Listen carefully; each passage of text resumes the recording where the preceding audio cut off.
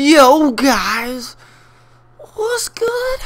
It's a Titan here, Galarn, here again with another video. Today guys, I'm doing my warrior macro guide. Now when I say guide, I'm going to be showing you guys a couple of macros I've been using for PvP wise. So I have PvE macros, but don't really use them too much at all. So this can be like mostly PvP.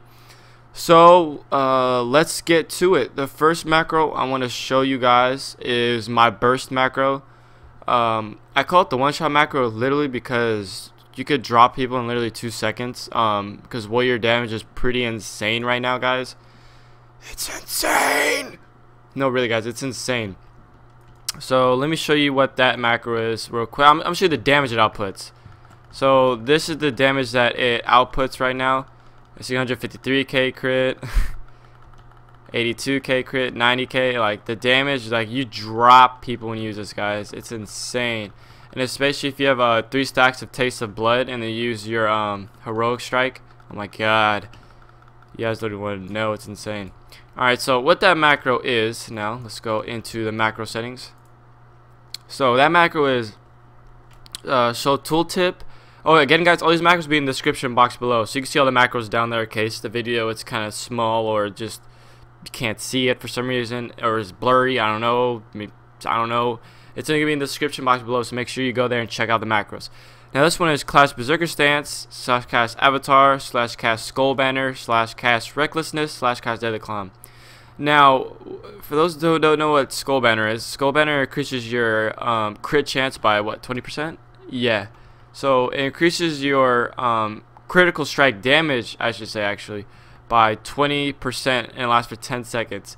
That combined with Avatar, which increases your damage dealt by 20% and causes your attack to generate more rage by 30%. Now that more rage will allow you to use more abilities, which allows you to do more damage, which allows you to kill people like a Titan, son.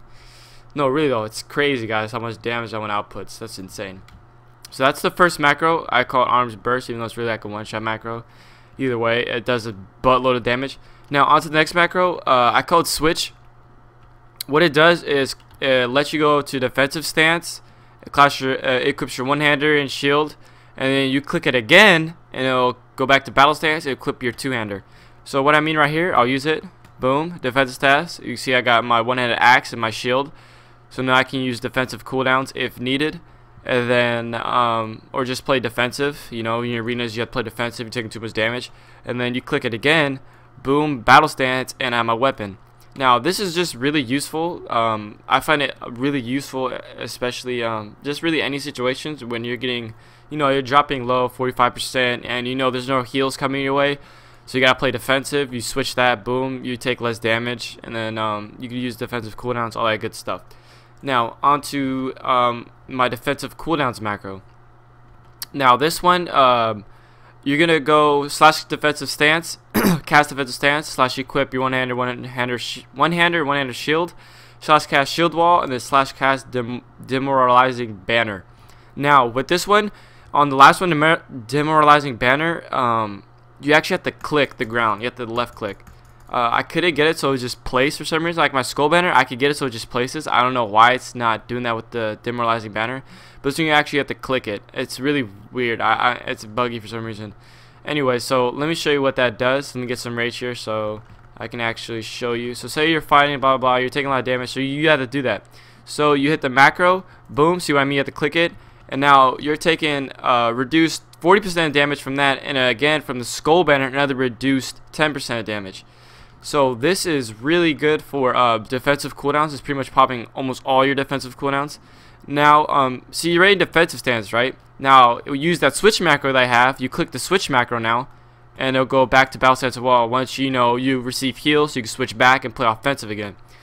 So again, that macro is really good. I mean, you got your shield wall decreasing all damage by 40%, and then you have Demoralizing Banner decreasing all the damage dealt by another 10%. So it's really 50% damage reduced. That's insane.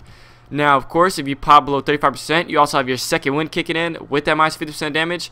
That second wind is really just going to keep you alive. While that healer is either silenced or whatever, you have time. He's going to have time to come back and heal you. So that's really, really useful. Like, really useful. Okay. Next macro is my reflection macro. This is what it does. You go defensive stance, equip one arrow shield, because of course you need a shield. And then you use spell reflection, and then you could equip, or you go battle stance and equip your 200 weapon again. Now let me open my spell book so you guys can actually see that it actually used it. So there's spell reflect here. Keep your eyes on spell reflect, guys. So I'm gonna charge, you know, do some damage. Okay, I see mage is casting. You use spell reflect, so you used it. And then now I could pop my switch macro again. So really, guys, that switch macro, you use it like, you use that switch macro with other macros, you can see. So that one works really well with a lot of macros. So that's really good macro right there for spell reflection. When you say you use mass spell reflection already, because mass spell reflection you can use it in any stance, it doesn't matter. But spell reflection, you need to have a shield on. So I like to go to defensive stance and pop that, and then switch back. So that is another really useful macro, guys. It's really useful. Now the next macro is my focus silencing. So I picked up the glyph gag order, which every warrior should have. You should really have it. What it is when you use heroic throw, you have a 3-second silence, I want to say. Let me check real quick. Yeah, so yeah, it's a 3-second silence. Is it for pummel too? Your pummel and heroic throw. So yeah, also your pummel does have a silence too. But this one works for like ranging. So I like to have this like when I'm fighting healer comp. I like to have my focus on the healer. So there's two macros for this one. I have my slash focus, of course, which just focus the target, and then this is the macro here, which actually silences your focus target. So slash cast bracket, I guess you could say, that's not parentheses, bracket target equals focus bracket end bracket, and then heroic throw. So now when I okay, so say this is the main target here, this target dummy that I'm attacking, right? So you know I want to be doing damage on him. So I'm attacking him. This one here is the healer, let's say.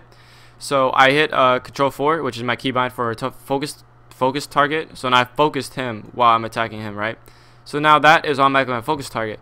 So now say I'm on him doing damage, and I see that he's trying to get off a heal. Hit my focus target macro, boom.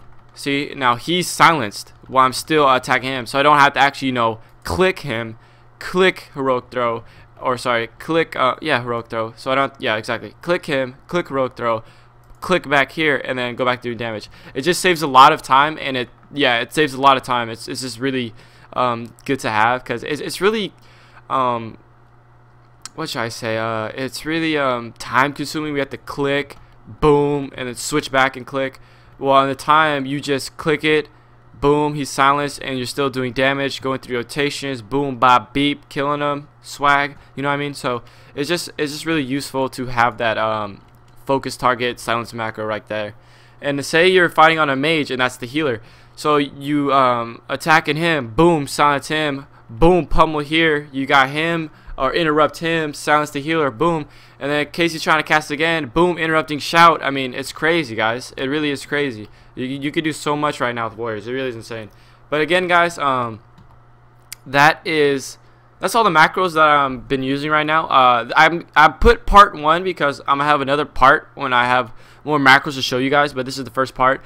Again, this is the burst macro here. All these macros will be in the description box below. We got our switch macro, which pretty much used for like 2 other macros, so that's really useful.